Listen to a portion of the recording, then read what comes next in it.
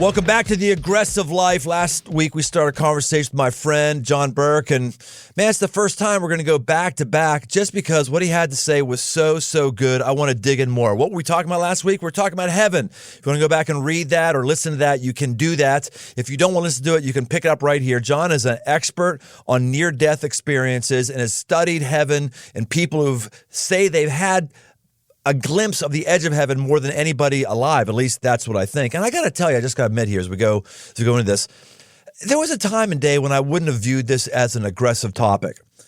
There's people I know who are so heavenly minded, they're no earthly good. They're so into the ethereal and the spiritual that they don't do anything aggressive in the real world. And that's bothered me. I think my pendulum has overcorrected. I think I've overcorrected so much that I don't think as much about heaven as I should.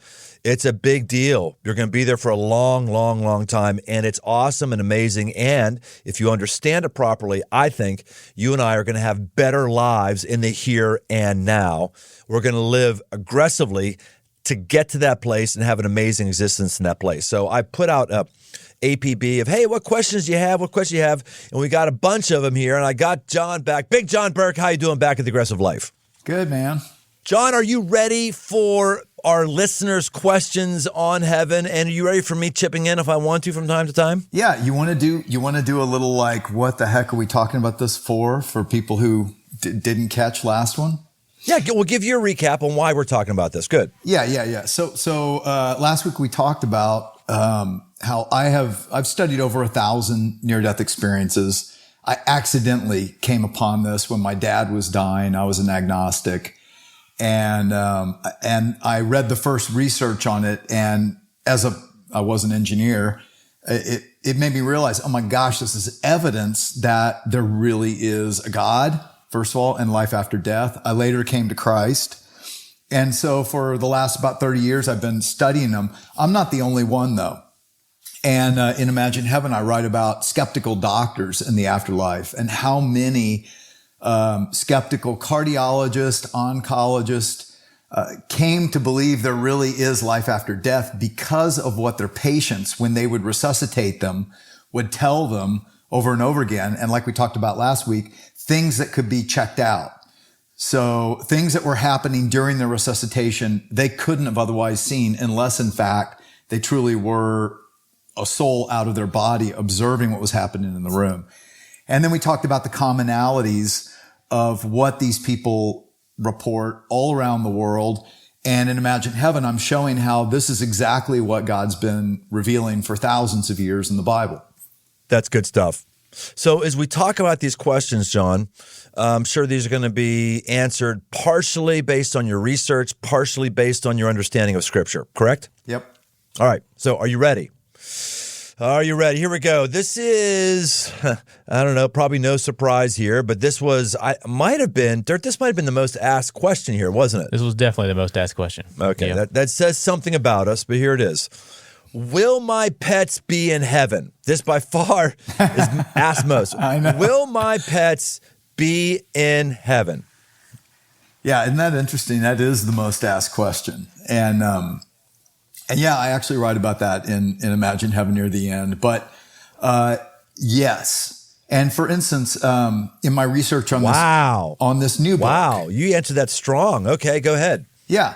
Well, okay, so first of all, let me say this. So NDEers say that, near-death experiencers say that, especially children, which is interesting because but it makes sense because children who clinically die, you know, they don't necessarily have people they know who have already died, but they often do have pets and they do report seeing their pets. But it's not just children.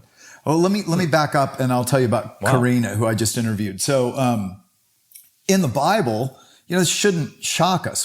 First of all, God created all animals, and we already know that He's created angels of different types, which are just, they're creatures as well, created like us. But we also know in heaven there are horses.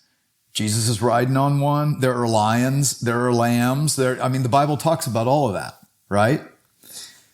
So why would God take something that He's given, and I think He gives us pets In fact, I know a near-death experience or who Jesus said this to her, that, yeah, I give you pets to teach you to love.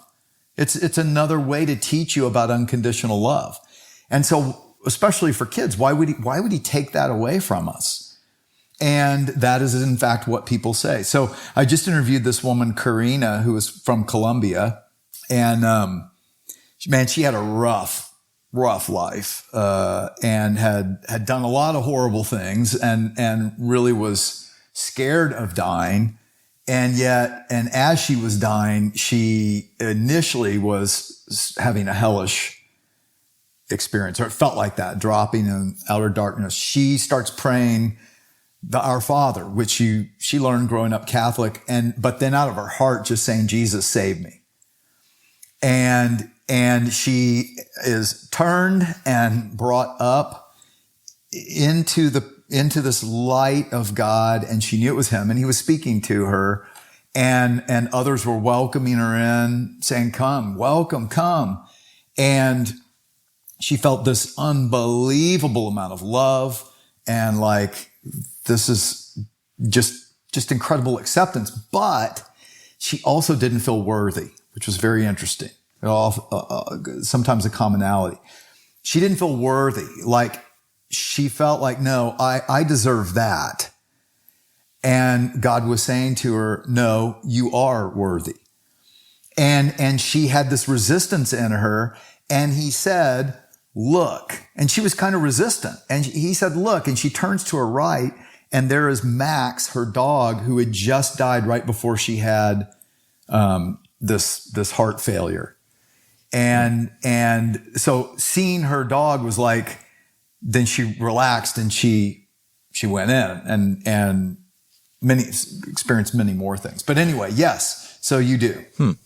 Are people seeing pets that previously died, or are people seeing pets that they have right now that are alive? No. All the people see those who have already died. Fascinating. All right. So let's push on this. Let me push on this a little bit. Part of me loves this because I love my dog Peanut. So I love that Peanut's going to be there. I've had other dogs that I could care less they were in heaven. I mean, I can make a cat joke, but I won't. Oh, I'm serious, man. Like my last dog, Winston, before Peanut, nice enough dog, but man, anytime there was rain, he pooped all over the house. I got stains I can't get up. I've been damning him to hell for a long time whenever I see his stuff. So a part of me doesn't like it, but then I think, just think about this theologically. Sorry, I'm going to go down the theological rabbit hole here. This is generally not where we go on the aggressive life, but I'm going to aggressively do that. And if you're not a person of faith, then you just get to see how people like me and John think. Jesus dies on the cross. I get to heaven because Jesus dies on the cross for me. Are you saying that Jesus dies on the cross for Peanut? Well, think about what he's restoring.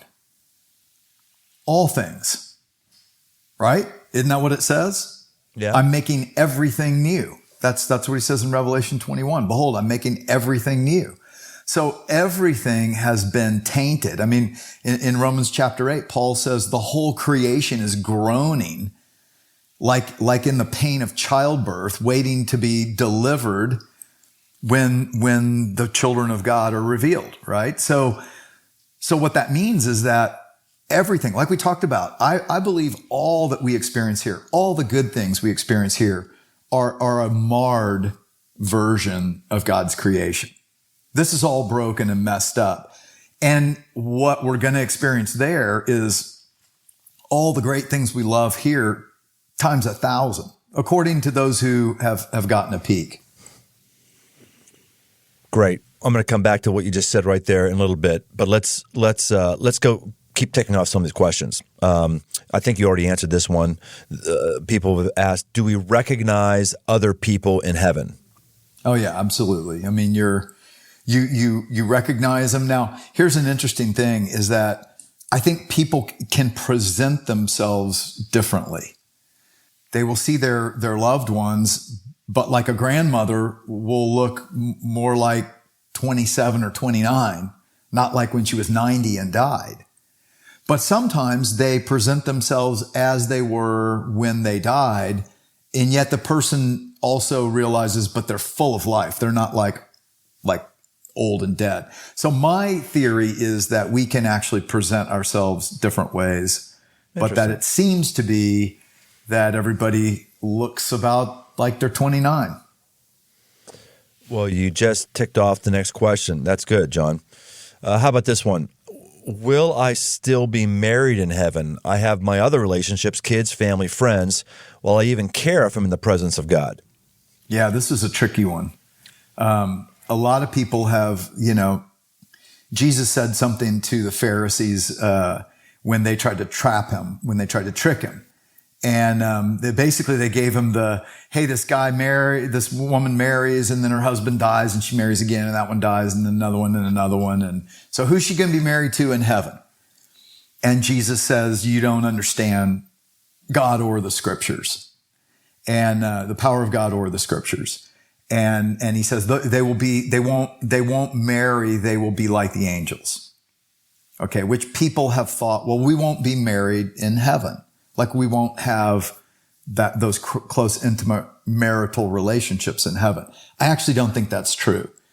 Now this is my theory, but here's why. One, people who have these near-death experiences do reunite with their loved ones. And it is intimate. Now, I don't know about sexual intimacy. I have no idea.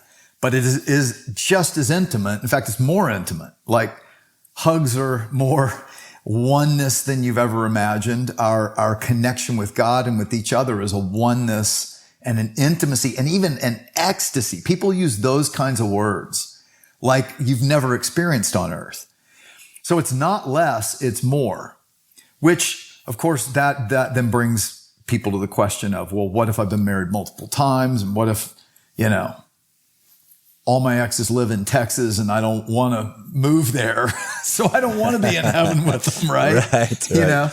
And I don't know the answer to that, except I do think. I do. You do? I do. Okay. Yes, go ahead. What's your answer? Give me the answer. Well, I'll tell you mine, then you can tell me yours. Is I think the things that caused our divisions and our separations, they are different there. They reconcile. When we are in God's presence, what you realize is that what is missing in this life is the love of God that heals everything. And all the other things. I mean, even the most horrendous things people have gone through, in God's presence, they go like, I don't know if I could even characterize them as bad. It's kind of like, it's like Mother Teresa used to say, compared to what's to come in heaven, the most horrific suffering on earth will feel like one night's stay in a bad motel. And that actually is what indie ears say. And so even the strife and the stuff that keeps us apart here, I think it'll be healed. We'll understand each other. The communication in heaven, by the way, many talk about it as telepathic because it's not like voice like this. It's thought to thought, but it's actually more than that. It's actually complete thoughts, feelings, and everything connected to it. And so it's pure. So there's no misunderstanding, none at all. And so you can imagine how things change when you fully understand another person rather than all the miscommunications we have here. Great call. Well, I think it was important to remind us what you said last time is that the near-death experiences are, how did you put it, in the in-between space. That's where people have the near-death, not fully in heaven. It's the in-between space, just on the verge of it. So I think getting a glimpse. Yeah, they're getting a glimpse. Yes, but they have not crossed over into eternity. Correct. And so even in that, they talk about there's a border or a boundary they knew they couldn't cross and still come back. Right. Yeah. So my take on that is what people are seeing and experiencing there in Borderland isn't necessarily what's on the other side of the pearly gates. And when I say pearly gates, John talked about this. It's fascinating. I don't want to just recap everything before, but pearly gates isn't this cheesy, weird image like we think. It's something deeper than that. You should listen to the previous episode if you haven't. Anyway, my opinion, and I think this lines up with the scriptures, is that I know this lines up with the scriptures right here. Marriage is a man and a woman who are together and they're one, and it mimics the relationship that God has with us. Exactly. And so I'm not supposed to have an adulterous affair because God doesn't cheat on me. And if my spouse has an adulterous affair, I could get out of it, but God doesn't get out of my relationship with him just because I screw around on him and do things I shouldn't do. There's so many parallels there. Yeah. And I think marriage on this earth is meant to be that way. I'm wondering if in heaven we're not basically married to everybody.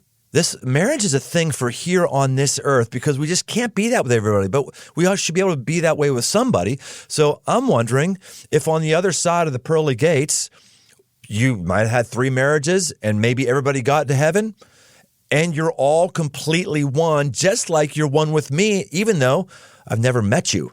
But maybe the first time I meet you is in heaven. We don't need the image of marriage as this ultimate place of intimacy because we have full intimacy with all of us under the feet of Jesus.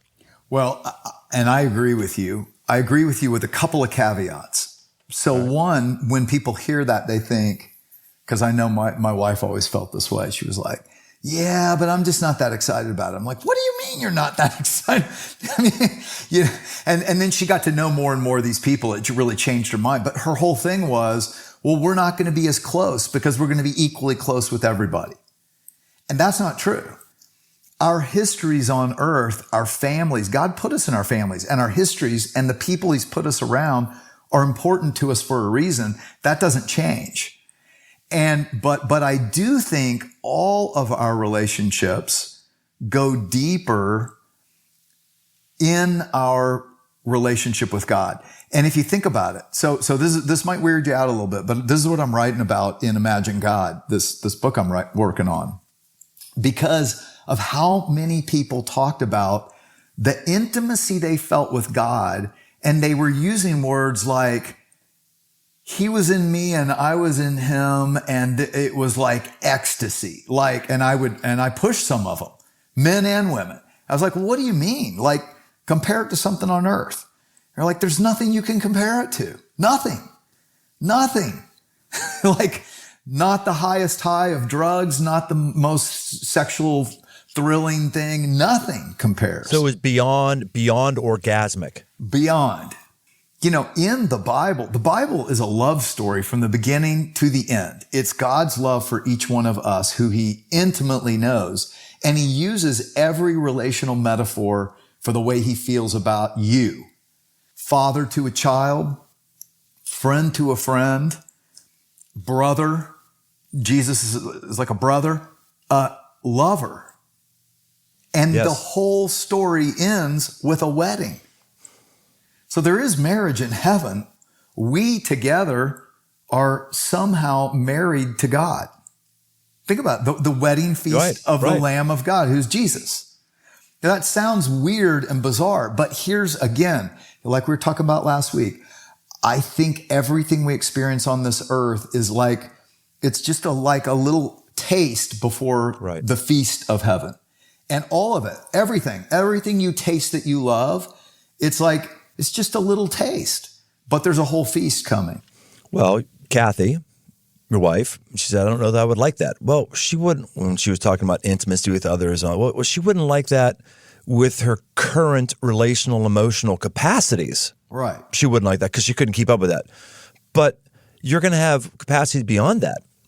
I used to get into trouble when I talked about this people at seminary, and I wish I would have understood these near-death experiences. Because people just thought I was really out there, was wacky, and it does sound wacky. So when I say this, please don't judge me too harshly. I just said, hey, there's no marriage in heaven, but what if we're all married and we're all having sex with each other? That kind of intimacy. I like how you took it to the next level. That's even sex is not the ultimate thing, but there's a higher level of intimacy, oneness, and ecstasy with one another. Heaven is the fullness of all things that are great. And maybe if that's true, maybe the Bible cannot ever spell that out because it would encourage wackos here on this earth to just have orgies and to abuse people more as cult leaders. I don't know, but I think there's something going on. Yes, absolutely. And here's the thing is that to go down the rabbit hole, we have stripped sex into a purely physical act. He said hole. We've stripped. There you go. We can't do this on the air. Strip. We're talking about stripping. Yeah. You're talking about stripping. Go ahead. What were we talking about stripping? We've stripped sex into just a physical act when it's meant to be so much more than that. Yes. Right. And here's the thing. So let me tell you. So I was interviewing this lawyer in Australia. Okay. And for this new book. And he's telling me about he is going into so all the same commonalities we talked about last week. And he's going into this light brighter than the sun that he knows this is Jesus. He just intuitively knows. And he knows this is God. And he's going there and he sees just a silhouette kind of like with arms, but like I said, brighter than the sun, but you can look. And then as he's moving toward it, he feels himself start to fill up with this love and joy and ecstasy. He said that kept increasing and increasing. And he said, and he's the one who I kind of pushed on it. And I was like, what is it compared to on earth? Like, you can't compare it to anything. Or, better than your greatest experience on earth. And he said, I felt like I was going to burst, like I was going to explode from all this. And I said that in my thoughts, and then it started to subside. And he said, he realized that God had heard his thoughts, and he said, no, don't stop. And he hears laughter, like a kind of a chuckle, like Jesus was chuckling, and then it starts to increase again, but just not as fast. Isn't that wild? Oh, that is wild. That's crazy. But it makes total sense at the same time. It's like when you start to realize that God created us, right? Yeah. So why are we so enamored with love? Why do we long for intimacy? Why do we want bonding and oneness with another? Because he created us for that. But nothing on earth will fully satisfy because we were ultimately made for God. But when we're with God, you're absolutely right. It doesn't lessen our intimacy with one another, our histories with one another, our humor with one another, our memories none of that. Like I said, I still have to put up with your bad jokes in heaven. It's just going to be So one thing I'm going to ask God to work on. You may have to put up with my bad jokes, but I don't know if the jokes I've hit in this podcast are going to be allowed in heaven. So we'll see. I'm not sure. We'll see on that. We'll have to. So that Brian, though, that is another interesting thing is that sometimes Christians take the personality away from God. God, he is not bothered by all our petty stuff. He's interestingly bothered by the little ways we treat each other that are harmful. Yeah. But our jokes or our stuff like he actually, I'm writing a chapter right now on the joy and laughter of God, because believe it or not, he has one of the best sense of humors you can imagine.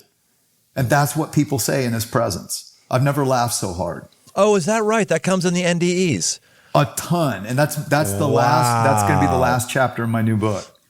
Wow. But that's what Jesus said. In John 15, he said, remain in my love as I have remained in the Father's love. You'll do that if you obey me, if you follow what I say. And I tell you this so that my joy will be in you and your joy will overflow. Love that. That's great. All right. We've got a couple here of these questions that are kind of in the same vein. Is heaven a physical place or just a spiritual existence? How do NDEs fit into the biblical idea of a new heaven and earth from Revelation? Heaven is for eternity. What are we going to do the whole time? All right, let's stop there. Those are great. Yep. Okay. Yeah, I know they are. They're all in the same vein. Let's go. Yeah. That's perfect. Okay, so there's several assumptions that cause us to actually have an upside down view. So, and the assumption that that begins that's wrong is that this physicality is more real and tangible than something that's spiritual. That's actually a backwards, upside down view. So I use the analogy of imagine this three-dimensional time-bound. So we live in 4 dimensions according to Einstein, right? 3 dimensions of space, width, breadth, and depth. And then time is the 4th dimension. And that makes up the fabric of space-time, right? So imagine this 4-dimensional experience that you're experiencing is actually being lived on a flat black and white painting on the wall of your house. Death means separation. When you die, you come out off that 2-dimensional plane. Suddenly you're into a 3-dimensional experience that this 3-dimensional world was all around you. Your 2-dimensional flat painting was inside a bigger 3-dimensional world, right? You experience all these dimensions and colors, and then you have to go back and try to explain it.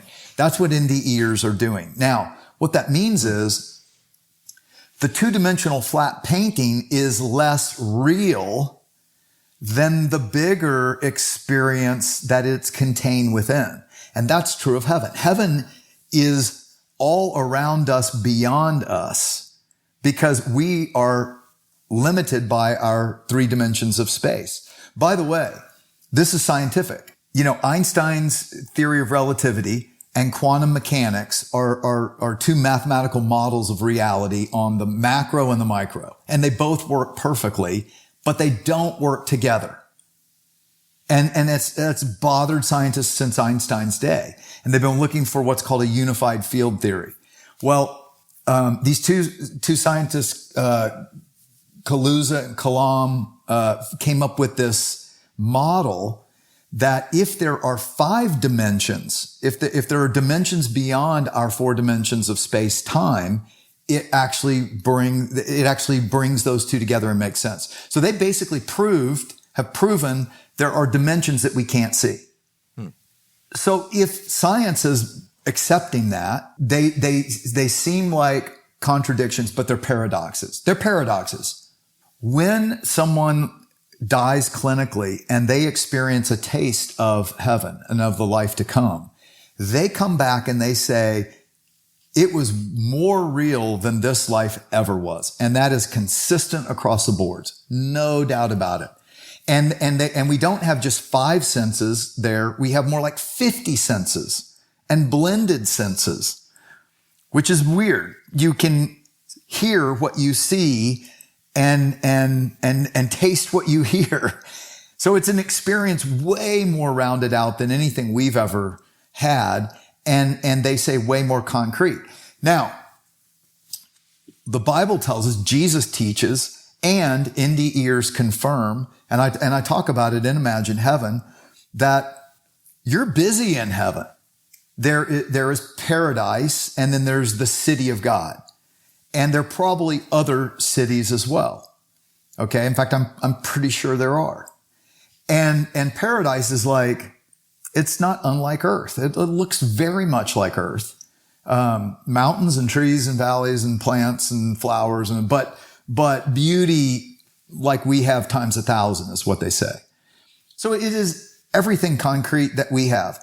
There's work in heaven. Jesus said that. The difference is, have you ever been doing a project when you just are in the zone? It's like, it's not work. You're lost. It's like time stands still and you're like, oh my gosh, where did the time go? I wish I had more time. All right. That's what work is in heaven. It's what you were created to do, and you do it because it's what God created you to do, and it's so fulfilling. Now, here's the other thing. Time is not an enemy there. So time is an enemy here. Time works in one dimension, in one direction, and you can't go back, right? Once you leave a moment. But time there is experienced at least in 2 dimensions, if not more. So at every moment of our time, you have endless time for that moment. And this is what the Bible says, to the Lord, a year is like a day is like 1,000 years. 1,000 years is like a day. It's exactly what NDEers say as well. They say things like, well, time didn't exist. Or then others will say, well, no, there was time, but there was all the time you ever needed. So nothing was rushed, nothing was hurried. And they'll be over there. And like I said, there's a life review. So they'll re-experience their whole lives in this three-dimensional panoramic, re-experience, but they were only gone maybe 5 minutes on this earth. So let me give you my little take of what I... Did I answer all those? So that was sort of. What you said was great. Let me do this. Let me give my answers to these, and Sure. then you react to that, because I'm not pulling in NDE research at all, and you might even disagree with my understanding of the scriptures, which is great. We're friends, and the aggressive life doesn't mean everyone thinks the same. So, here's my take. Somebody else asks. Bible mentions different places: Sheol, Hades, Gehenna. What's the difference? Sheol is, in the old Hebrew understanding in the Bible, just what the ancient Jews believed was happened when you die. It wasn't a fully understood place of eternity. They were just saying the place where you die.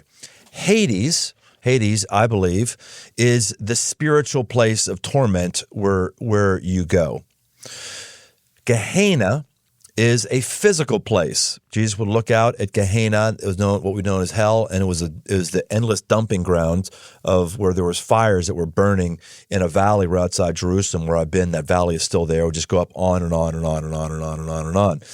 The idea there is that Gehenna, or hell, is a physical place, and the resurrection is resurrected to a physical heaven. John you just talked about work. Like, why do we think I'm going to go to heaven and not work?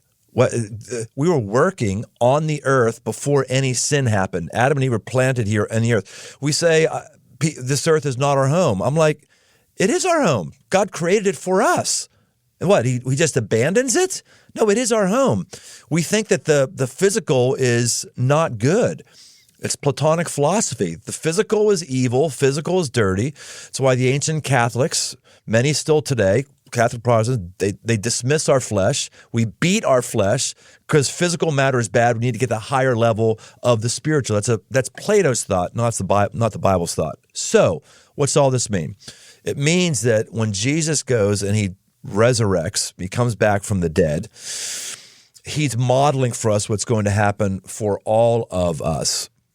1 Corinthians 15, 2-3 makes it very, very clear that if he doesn't come back with a physical resurrection, we're all without hope and we're all just lost, because we will be physically resurrected. And if heaven is only a spiritual place, then what happened? We're physically resurrected for what? This is a core teaching of Jesus and all through the New Testament. Ultimately, we go to a place where all of what I think you're talking about is happening and more, and it's physical. It's physical. And it's actually, at least a part of it, is on this earth. Maybe God adds on the earth because it's not big enough, or maybe there's other dimensions on the earth that we don't understand. But that's ultimately where we're going towards. And I think the NDEs that you're talking about is that paradise, that in-between place before the consummation of all things. Agree, disagree, add on, detract. What do you say, John? Yeah, I mean, almost all of it I agree with. I would say this, though, that these bodies are version 1.0, okay? When we die, we get an upgrade. We get spiritual body 2.0. Okay. Yes. This is what Paul experienced when he was stoned to death in Lystra, and he had a near-death experience, I believe. And he talks about in 2 Corinthians 12, he says, I was taken up to the third heaven, whether in the body or out of the body, I don't know. Still had a body, right?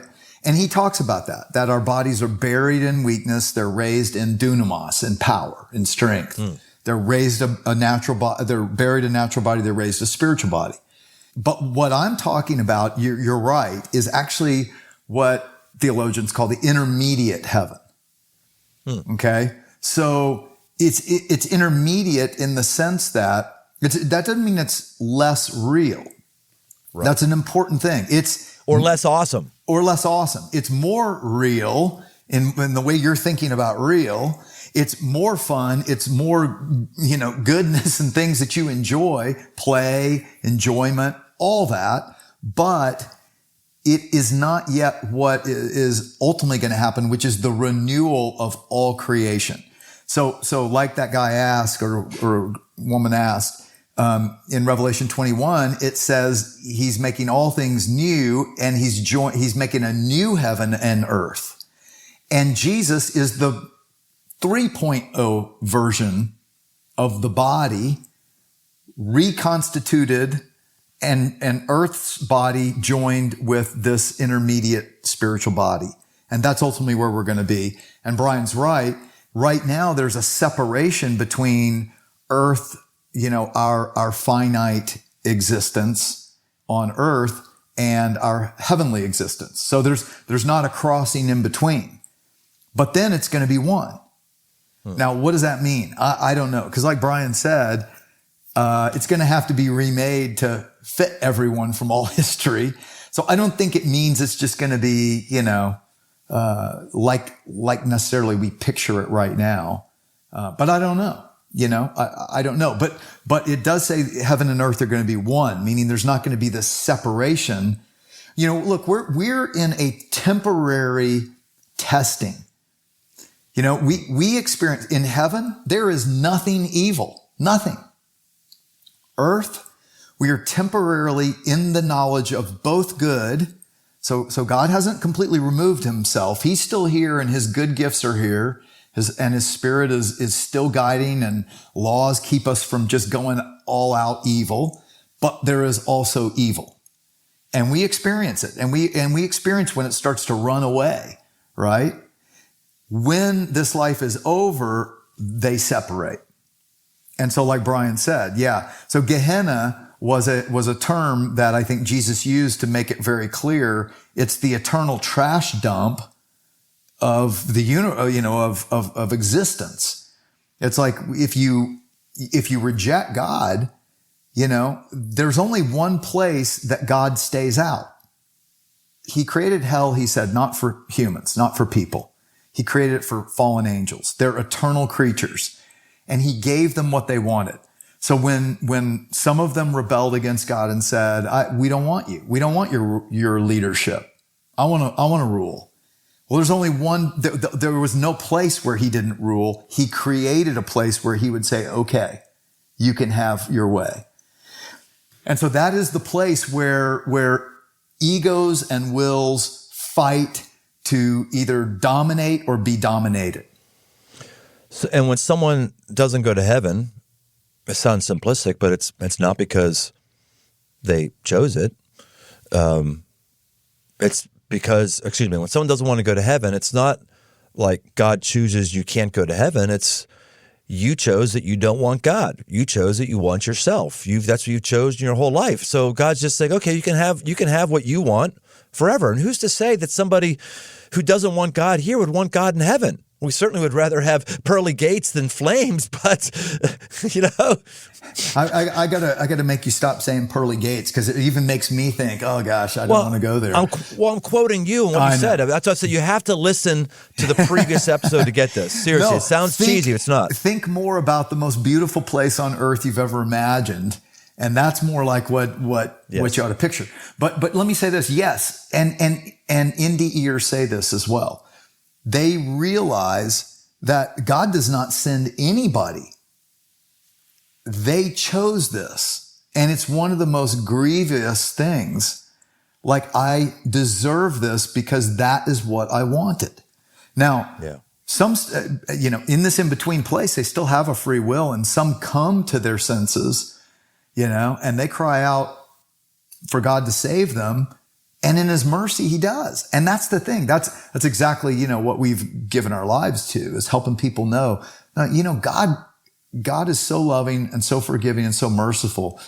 What he did through Jesus is remove every barrier between every person and himself except one: our pride. If in our pride we want to say, I don't need you, I rule. I will rule. Don't mess with my life. It breaks his heart, because he created you for love, and what you long for, you'll one day realize is him, but he gives you what you want. I think there's a deluding influence on our world. I know there is. The scripture says that very, very clearly. Ephesians talk about the spirit of the principalities that are right here, and rulers and principalities that are here in this earth. Talk about evil, demonic ones. So I think that we don't think about heaven much because we're distracted to not think about it. to only think about the here and now, so we don't think about God and his purposes. And I think the second reason why we don't is I just think we've got a bad image of heaven. I like how you push back on just the phrase totally. pearly gates without it imagine. Like, I've been in church service. They say, well, to get everybody to sing, they say this. I've heard this over. Well, if you don't like singing here in church, then you're not going to like heaven because it's all we do is sing. And I used to think, oh my gosh, like that would be horrible awful to me. And we're pastors. Like a endless worship service sounds horrible. And not only that, I just double checked this morning. There's no verses in the Bible that say that angels sing. People can sing, but angels, that's not their thing. They didn't sing to Mary and Joseph on his birth. They said what they said, and then we can sing. So I think singing is a big deal. I'm not saying there isn't worship in heaven. It's going to be awesome. It's going to be amazing. But thinking the things I like to do now, I get to do then, except it's better. And you can't think anything on this earth. I mean, what do you love to do? Whatever you love to do, if you start to think about doing it forever, you think, Yeah. Right? Anything. Yeah. And so part of what you have to realize is we are bound by time, and we're in a decaying world for a reason. So that isn't what we put our hopes on and what we hold on to. And when you start to realize what is ahead, it does change the way you live. You do live aggressive. You live aggressive for the right things. You live aggressive for things that matter and things that are going to last. And you quit, just thinking stupid, right? Because sometimes we do. We think stupid. We think, what do I want to do right now just to feel good? And then we do damage to the people around us, or we do damage to ourselves. And we're not willing to, man up and sacrifice or be courageous, for the good of others. And those are all the things that count. Those are all the things that actually are not only last, but are rewarded.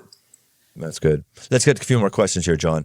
How about this one? Do you believe in purgatory? Why or why not? No, I don't. I don't, because I don't think the Bible teaches that mainly. And by the way, I would not recommend anybody forming their view of heaven from near-death experiences alone. That can really deceive you. It really can. Because every single person is interpreting a truly 5-dimensional, 6-dimensional experience in 3-dimensional words.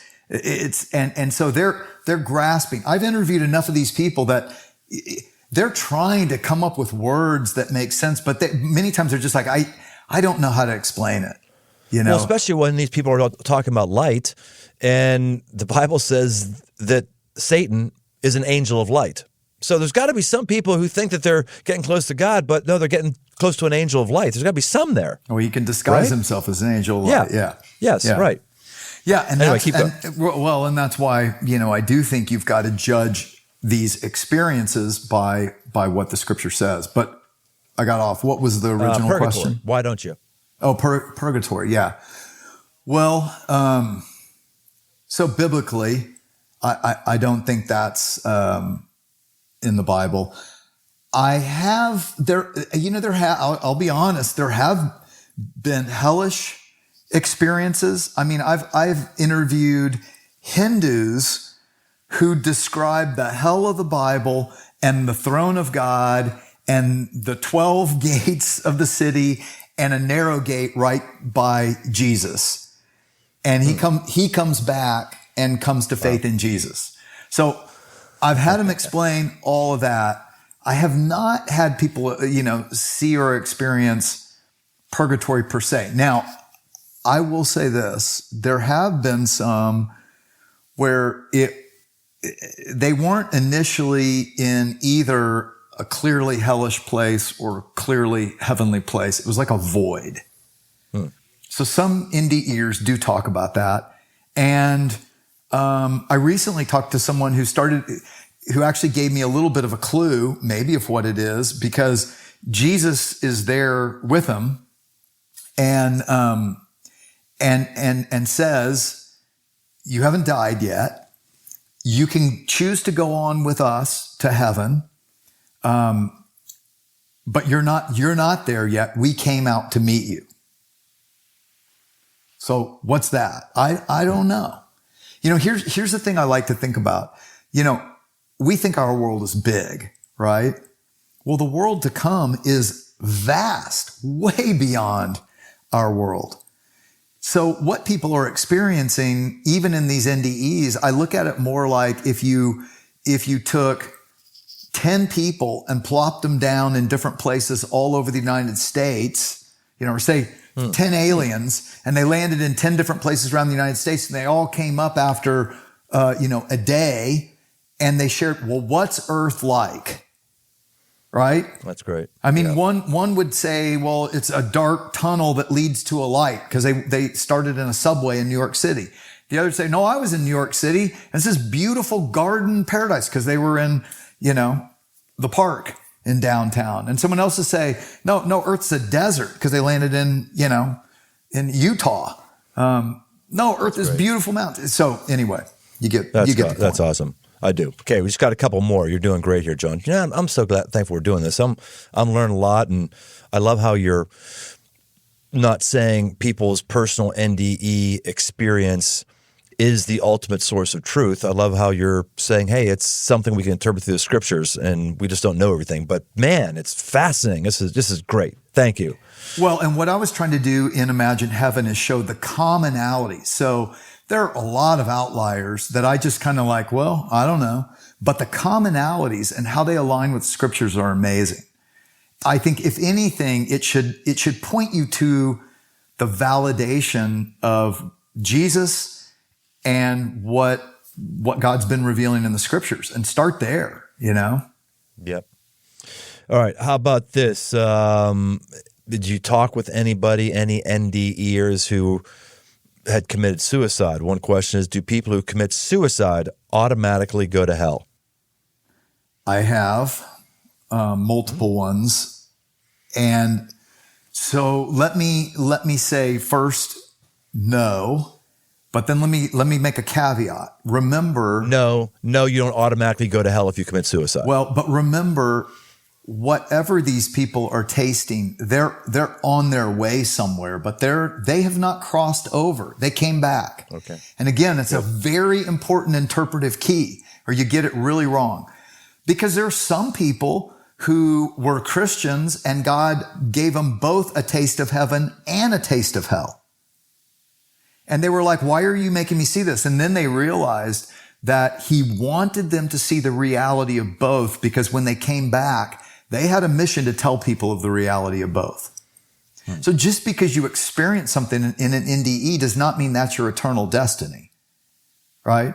And so that's a very important thing. Like I said, 3 of my pastor friends all had hellish NDEs and came back and turned their lives to God, right? So one was a cocaine addict, another was an alcoholic, and the other was a living for himself atheist. So it's not determinate what you experience in an NDE. Here's the thing. God knows everything about us, including where we started from, the progress we've made, the things that are affecting us, and he has compassion. He cares. So there are some people who have committed suicide, and there were factors and things that, and so he met them in it, and they came back. Now, let me say this. Every suicide I've talked to came back and said what a mistake it was. Because what they realized is their problems here follow them. Think about it. We are spiritual creatures. We have a soul and a spirit, and we're living through our bodies, and they're united, just like you said. It's not that the body's all bad and we're good. It's not that. But the things that you're struggling with here, you can struggle with there. And so that's not the solution. It's not the solution. And they all come back knowing that. Now, some do have initially hellish experiences. I talked to a Buddhist a Buddhist guy who basically he slit his stomach open and slit his wrist. Should not have lived. By the way, he did a death bowl. So he grew up Buddhist, and he came from Korea, was in college in California, got into drugs, did you know what a death bowl is, where it's laced with PCP and meth, and it's pot, but it's laced with everything. And he wasn't sleeping for like 10 days. On the 8th, 9th day, this Buddha figure starts materializing to him. And this is the same Buddha figure he used to have dreams about when he was younger. And so he thinks this is God. This is the right thing, right? And he says, "Give me your life, and I will give you eternity." And so basically he's going crazy because he's 10 days without sleep. So he cuts himself, and then on the other side realizes that this Buddha figure deceived him. This was a demonic spirit. He's experiencing a hellish experience, just like Jesus talked about, like we talked about last time. But his mother had met a Christian friend. When she finds out he had tried to commit suicide, calls 911, calls her. They come to the hospital with people from their church. They're surrounding him, praying for him. Jesus rescues him from that. He comes back. The first thing they say is, "You want to give your life to Christ?" And he's like, "Absolutely."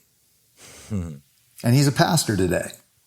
Oh, wow. So sometimes God knows, I think, in these NDEs that we kind of need the hell scared out of us. Other times he knows that we were, so wounded and so deceived that what we really need is his love and his healing. And he meets people where they're at. So what happens to anybody after full biological death? NDEs can't answer. They can't answer that question. You cannot answer the question, what happens after full biological death? All these people came back. Very important. But Jesus can answer it. And that's why I'd say go to him. He's the only one who really knows fully. Well, yeah, that's one. This could be our last question. Maybe I'll do a PS, but this is one of the questions. How can I be sure if I'll go to heaven or hell? I often worry about that. Well, yeah, and that's the ultimate question. And God absolutely doesn't want you worried about it. He wants you confident of it. And the very reason that he sent Jesus, God foretold what he was going to do through Jesus to prove that he is real. And and all that is historically validated. We know it was written down before it was foretold, because we found copies of 38 of the 39 books of the Old Testament in the Dead Sea Scrolls predating Jesus' life. We have proof of it. With prophecies that were exactly what happened with him. Like, where is he going to be born? Where is he going to live? Where is he going to teach? How is he going to die? How is he going to be betrayed? I mean, on and on and on. And I mean, there's much more. There's much more than that. But here's my point. He's real. And he foretold in the book of Isaiah why he was coming. And it was that God in his love never intended us to be separated from him. Ever. But we are living in the knowledge of good and evil. And all of us have at one point or another chosen to turn away from God and say, I don't know if you know what's going on. I think I know better what's good for me in my life. And in big ways or in little ways, we've all done that. And yet the solution is not for us to prove we're good enough for God. The solution is we'll never be what God intended us to be apart from relationship with God, because God made us for relationship. So that's why he sent Jesus, to pay for our sins. And you've probably heard that, but the point is that God is just. So he made a way to not just wink at all the evils and horrible things done. He paid the price himself. So that all you have to do is say, God, I want your forgiveness. I want your forgiveness. I want your love and your leadership. Which comes through Jesus. And that comes through Jesus. Well, it only comes because of what Jesus did. Yes. Yeah. If you tell him that in your heart, that's all he needs. That is absolutely all he needs. And he not only forgives you past, present, and future, because when Jesus died 2,000 years ago, he was looking ahead. And so he already knows the things you haven't even done wrong. Now, the point of all that is not so we would keep doing wrong, but so that we would walk with God in relationship to grow up spiritually into the people he wants us to be. Yeah, but this is interesting. Just my last statement, then you can kind of close this out. You've been very generous with your time, John. This is great. It's interesting to me that people are so interested in heaven and yet not interested in the Bible or Jesus, because it is the Bible that we know about heaven. Other religions know nothing about heaven. You keep getting reincarnated, coming back to a higher life form, or there's nirvana, whatever that is, or brass ring, or no, it's just this life is all there is. That's a lot of spiritualities in heavens. And we're drawn to this, and all these NDEs talk about heaven, but heaven is a concept that comes to us in the Bible, the same place that says God is love. That's where it is. It's in the Bible. Any spirituality or any worldview that says God is love is stealing from the Bible, because it was first and only in the Bible. And it's in the scriptures where we see what heaven is, what love is, and that Jesus is the center point of it. And I think it's just interesting with your NDEs, those same themes keep coming up again and again. Well, and what's fascinating in this new book I'm writing right now, Imagine God, I am interviewing Buddhists, Muslims, Hindus, people all over the globe, and they're not experiencing the God of their religion or the expectation of their religion. They're experiencing the God of the Bible. This same God of light and love revealed himself before any world religion was established. Good call. Yeah.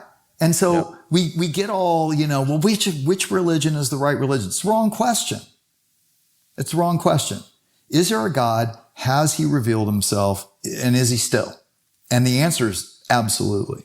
And more importantly, he doesn't just love North American Christians. He loves every Buddhist, every Muslim, every Hindu, every person on the planet.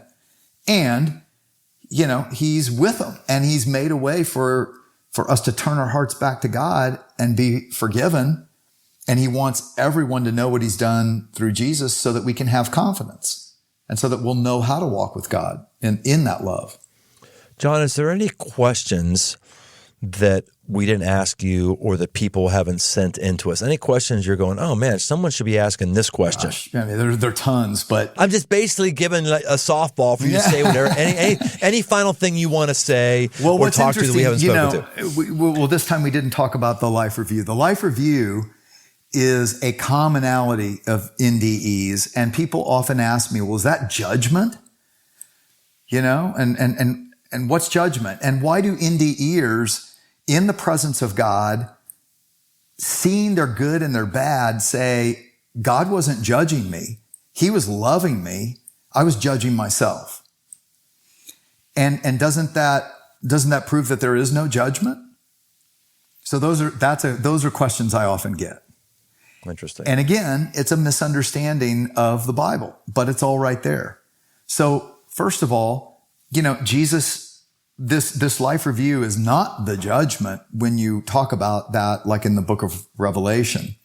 There are actually two what you would call judgments in the book of Revelation. One is called the Great White Throne judgment, which is simply the question, what did you do with the life I gave you? And did you recognize your need for God? Just what we just talked about. Did you ever give your heart back to God, in love and ask for his forgiveness through Christ? Did you recognize that need? Everyone who recognizes that need, it says their name is in the book of life and it will never be erased.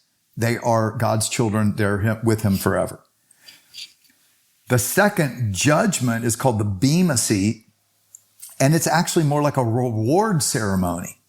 The Bema seat was the old day Olympics where they would get their rewards for a race well run. And so God is actually not looking to punish us, but God is looking to reward us for the way we lived our life. And so both those judgments come after all of human history is done. So this life review is neither of those. It's just simply what Jesus said when he said every motive, every thought, every deed will be revealed. And he also said, by your own words will you be acquitted, by your own words will you be condemned. So when indie ears say, I was judging myself, well, that's exactly what Jesus said. You will know the truth. And here we can hide from the truth and we can play games and justify ourselves. What's crazy is there, you don't, you know, and you don't play games. And God loves us. But that's always true. No matter what, he loves us. So the thing the life review, and this is what I'll end with, is the thing the life review shows us is just what Jesus said. And people around the globe come back with clarity on this, that God is love. And what he cares most about is how we treat one another, how we love one another, how we serve one another. And that the living out of your purpose on earth is not figuring out how you can do some big thing and get on the cover of Time magazine or be famous or be rich. They all come back and they're clear. That means nothing to God. Right. And there, it means nothing to them. They realized it means nothing. But the little simple acts are what really matter most.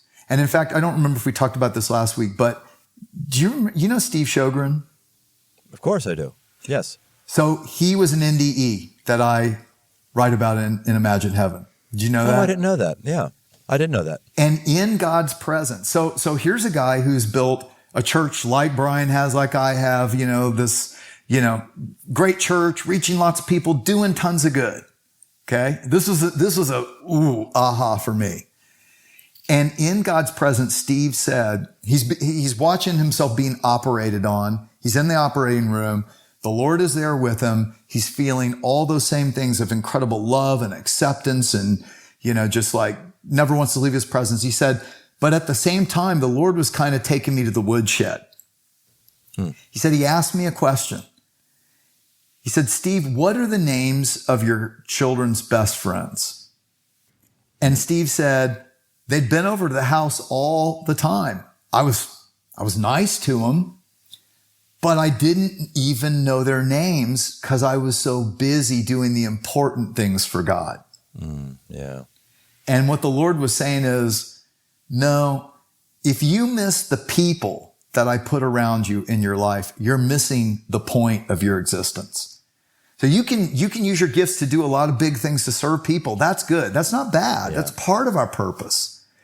But Jesus made it really clear. Love the Lord your God with all your heart. And the second is equal to it. Love your neighbor, whoever's near you, right? As much as you love yourself. And you fulfill all the commands of Scripture. So that's what people come back with in their life review. Pretty profound. Guilty. Well, hey, John, this is the most informative and invigorating discussion I've ever had on heaven. And I've had a lot of them.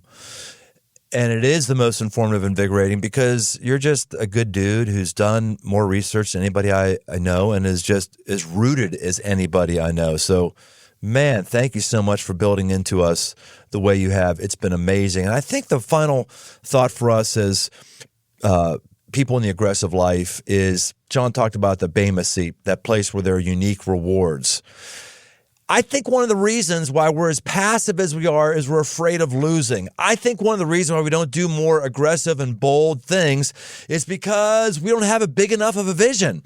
I think what John's done is he's expanded our mind, expanded our vision right now on what it means to play for eternity and what eternity looks like. So live your life with that in mind.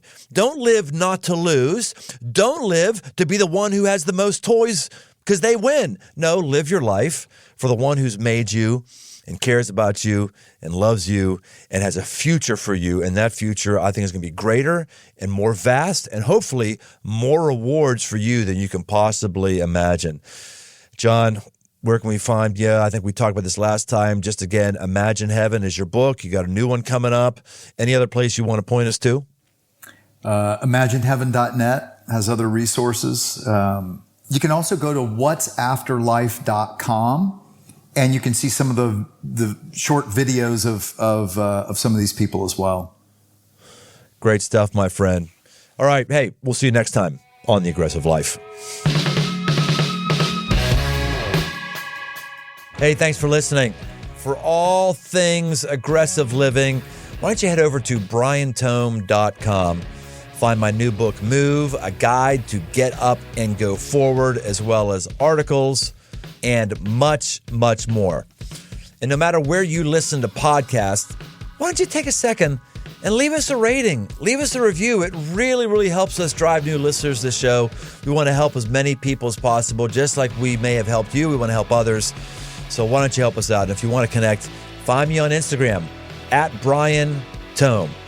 Aggressive Life with Brian Tome is a production of Crossroads Church, Cincinnati, Ohio.